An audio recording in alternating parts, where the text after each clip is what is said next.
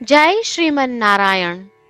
રામાનુજદાસ શ્રીમાન ગટ્ટુ વેણુગોપાલ સ્વામી દ્વારા વર્ણન કરેલ શ્રીમદ ભગવદ્ ગીતાનું ગુજરાતી ભાષાંતર હું આપને કહી રહી છું.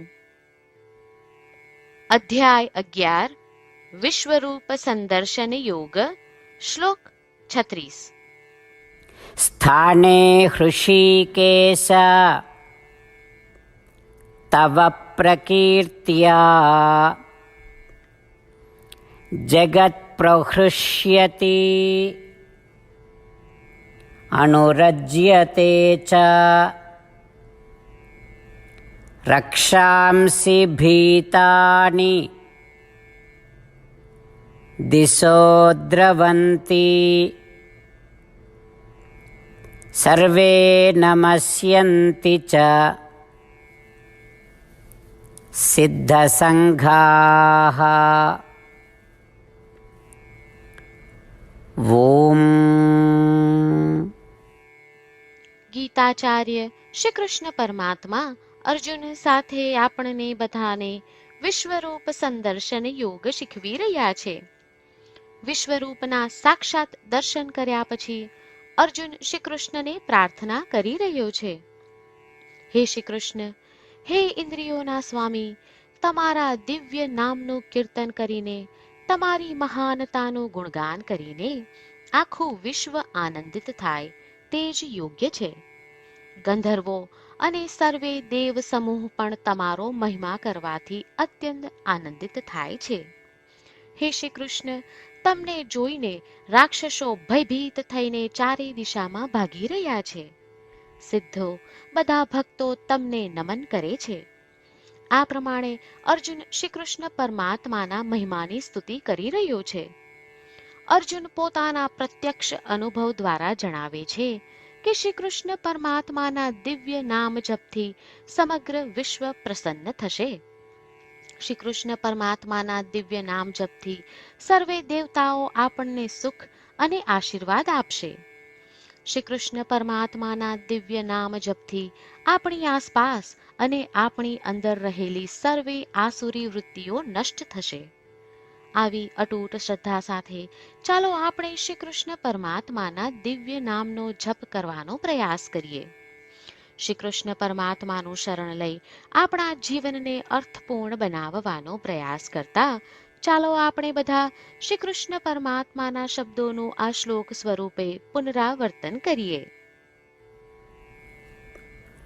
સ્થાને હૃષિકેશ તવ પ્રકીર્ત્યા જગત પ્રહૃષ્યત્યનુરજ્યતે ચ રક્ષાંસી ભીતાની દિશો દ્રવંતી સર્વે નમસ્યન્તિ ચ સિદ્ધસંઘાઃ. શ્રી કૃષ્ણ પરમાત્માએ આખી ભગવદ્ ગીતાનો સાર અધ્યાય 18ના શ્લોક 65 થી 70માં 8 ઉપદેશ દ્વારા કહ્યો છે. શ્રી કૃષ્ણ કહે છે, જે મારા આ 8 ઉપદેશ અનુસરે છે તે મને પ્રિય છે. એ સર્વે ભક્તોનું હું બધી જ રીતે રક્ષણ કરીશ.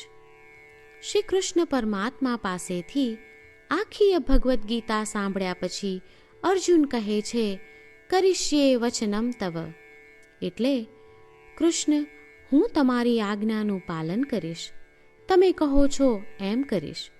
અને આથી જ શ્રી કૃષ્ણએ દરેક પ્રકારના યશ અને વિજય અર્જુનને આપ્યા છે. તો ચાલો આપણે પણ પરમાત્માને 8 વાતો પાળવાનું વચન આપીએ. પરમાત્માને આપેલા વચનથી મોટી કોઈ પૂજા, તપ કે યજ્ઞ નથી. 8 પ્રતિજ્ઞાઓ જે આપણે લેવી જોઈએ તે હું હવે કહું છું. આપ સૌ પણ એનો મન અને હૃદયથી વિચાર કરો. આ રીતે શ્રી કૃષ્ણને વચન આપતી વખતે આપણે સૌ શ્રી કૃષ્ણની હસતી મુખમુદ્રાનો મનમાં વિચાર કરીએ અને પરમ આનંદનો અનુભવ કરીએ. જય શ્રીમન નારાયણ. આપણા 8 વચનો આ પ્રમાણે છે. આપણું પહેલું વચન, હે શ્રીમન નારાયણ, તમારા ઉપદેશ પ્રમાણે હું હંમેશા તમારું ધ્યાન અને ચિંતન કરીશ. આપણું બીજું વચન. હે શ્રીમન્નારાયણ, તમે કહ્યું છે તેમ હું સદાય તમારી ભક્ત રહીશ. આપણું ત્રીજું વચન. હે શ્રીમન્નારાયણ, હું મારા કર્મો તમને સંતોષ થાય તેમ અને તમારી સેવા માટે કરીશ. આપણું ચોથું વચન. હે શ્રીમન્નારાયણ, તમે અનુસરવા કહ્યું છે તેમ મને પૂર્ણ શ્રદ્ધા છે કે હું તમારી છું. હું સદાય મારા હાથ જોડી તમને નમસ્કાર કરીશ, તમારી ભક્તિ કરીશ. આપણું પાંચમું વચન. હે શ્રીમન્નારાયણ, હું તમારા શબ્દો યાદ કરું છું.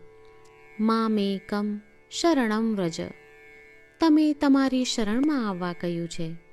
શ્રીમન્નારાયણ, હું માત્ર તમારા જ શરણમાં છું. આપણું છઠ્ઠું વચન. હે શ્રીમન્નારાયણ, આપે કહ્યું છે મા શુચ, તમે અમને આશ્વાસન આપી શોક ન કરવા માટે કહ્યું છે, તો હું દુઃખી નહીં થાઉં, શોક નહીં કરું. આપણું સાતમું વચન. હે શ્રીમન્નારાયણ, અમારા કલ્યાણ અર્થે આપે શ્રીમદ્ ભગવદ્ ગીતા રૂપી આશીર્વાદ આપી અમારા સૌ પર કૃપા કરી છે, તો હું દરરોજ ઓછામાં ઓછો એક શ્લોક વાંચીશ અથવા સાંભળીશ એવો સંકલ્પ લઉં છું. આપણું આઠમું વચન. હે શ્રીમન્નારાયણ, હું ગીતાના દૈવી શબ્દો એ ભક્તો સુધી પહોંચાડવાનો પ્રયત્ન કરીશ જેઓ ગીતાથી અજાણ છે. હે શ્રીમન્નારાયણ, તમે કહ્યું છે તેમ કરીશ, તમે કહ્યું છે એમ વર્તીશ અને તમારા માટે જ કર્મ કરીશ. શ્રીમન્નારાયણને આપેલું વચન કે દરરોજ તમે કહ્યું છે એમ કરીશું, એ જ એક મહાન પૂજા છે. તો ચાલો આપણે સૌ દ્રઢ શ્રદ્ધા સાથે પ્રભુ પાસે એક સંકલ્પ લઈએ. શ્રીમન્નારાયણ, કરીશ્યે વચનમ તવ. શ્રીમન્નારાયણ, હું તમારી આજ્ઞાનું પાલન કરીશ. સર્વમ શ્રી કૃષ્ણાર્પણમસ્તુ. જય શ્રીમન્નારાયણ. સ્થાને હૃષીકેશ તવ પ્રકીર્ત્યા જગત પ્રહૃષ્યતિ અનુરજ્યતે ચ રક્ષાંસि ભીતાનિ દિશો દ્રવન્તિ સર્વે નમસ્યન્તિ ચ સિદ્ધસંઘાઃ. ઓમ.